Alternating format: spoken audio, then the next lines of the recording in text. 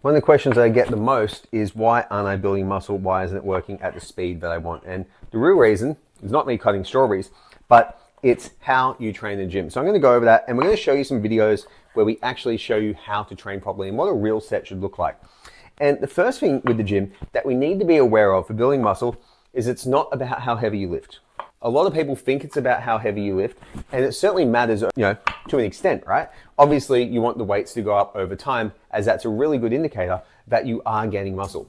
But it's not what you lift, it's how you lift and the range of motion that you lift. So the vast majority of people I see will chase progressive overload in the form of weight on the bar at the expense of all other variables.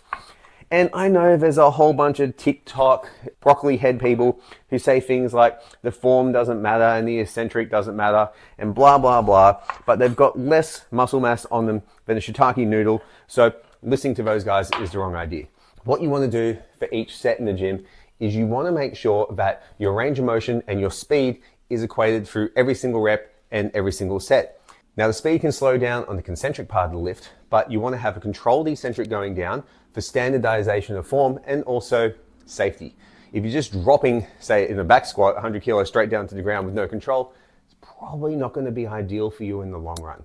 So what we want to do is make sure we standardize that. The next thing we want to do is make sure that we actually do experience a significant lengthening in the amount of time it takes to produce the concentric or lifting part of the couple of reps. In other words, we want to get really close to muscular failure, and sometimes to muscular failure, to get the results that we're after. And most people don't do that because it's uncomfortable, because it hurts, and it's not fun. If we can do that, we're going to get far better results in the gym, and we'll actually find out, more importantly, that we don't need anywhere near the amount of volume that we need to do to progress.